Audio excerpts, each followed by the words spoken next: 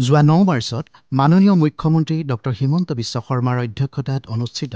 Assam cabinet বৈঠকত গ্ৰহণ কৰা গুৰুত্বপূৰ্ণ সিদ্ধান্তসমূহ প্ৰশিক্ষণ কেন্দ্ৰত নামভৰ্তি কৰা শিক্ষাৰ্থীসকলৰ অধিকাৰ সুৰক্ষিত কৰিবলৈ আৰু তেওঁলোকক প্ৰয়োজনীয় সুৰক্ষা নিৰ্দেশনা আৰু শৈক্ষিক সমৰ্থন প্ৰদান কৰিবলৈ অসম প্ৰশিক্ষণ প্ৰতিষ্ঠান নিয়ন্ত্ৰণ আৰু বিধি আইন প্ৰণয়নত অনুমোদন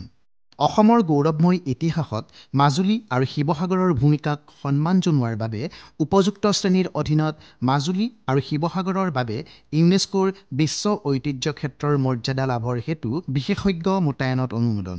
ভিভান্তা গুৱাহাটীৰ সম্প্ৰসাৰণ আৰু উন্নীতকৰণৰ বাবে পৰ্যটন বিভাগক ভূমি আবণ্টনৰ অনুমোদন ঔদ্যোগিক পৰিস্থিতিতন্ত্ৰ বৃদ্ধি আৰু ৰাজ্যলৈ বিনিয়োগকাৰীসকলক আকৰ্ষিত কৰিবলৈ কামৰূপৰ হাজোত স্মাৰ্ট টাউনশ্বিপ ঔদ্যোগিক উদ্যান স্থাপনত অনুমোদন কামৰূপ আৰু মৰিগাঁও জিলাত মেগা ঔদ্যোগিক উদ্যান স্থাপনৰ বাবে ভূমিৰ আবণ্টন MSMEৰ দ্বাৰা পৰিচালিত সন্তুলিত অৰ্থনৈতিক বিকাশ নিশ্চিত কৰাৰ বাবে চিডবি ক্লাষ্টাৰ ডেভেলপমেণ্ট ফাণ্ডৰ অধীনত প্ৰকল্প হাতত লোৱাৰ বাবে 21.52 কোটি টকাৰ অনুমোদন স্বয়ংক্ৰিয় চালক পৰীক্ষা ট্ৰেক ADTCৰ সৈতে স্বীকৃত চালক প্ৰশিক্ষণ কেন্দ্ৰ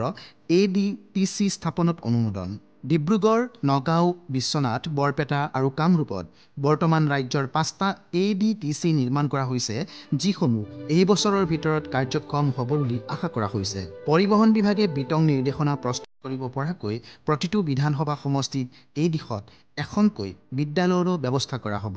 কেবিনেটে অসম আৰক্ষীৰ শেহতীয়া তদন্তৰ সন্দৰ্ভত আলোচনা কৰে যাৰ জৰিয়তে বেছিভাগ নিট পৰীক্ষা কেন্দ্ৰ ব্যক্তিগত প্ৰতিষ্ঠানত আছে বুলি জানিব পৰা যায় আৰু এই ক্ষেত্ৰত গ্ৰহণ কৰা হয় কেইটিমান সমাধানমূলক NTAক কেৱল চৰকাৰী বিদ্যালয়ত নিট কেন্দ্ৰ অনুমোদন কৰিবলৈ অনুৰোধ জনায় পৰীক্ষা প্ৰক্ৰিয়াৰ দিশত উপযুক্ত তত্ত্বাৱধান নিশ্চিত কৰিবলৈ জিলা আয়ুক্তসকলৰ তত্ত্বাৱধানত পৰীক্ষা অনুষ্ঠিত কৰিবলৈ NTAক অনুৰোধ জনায়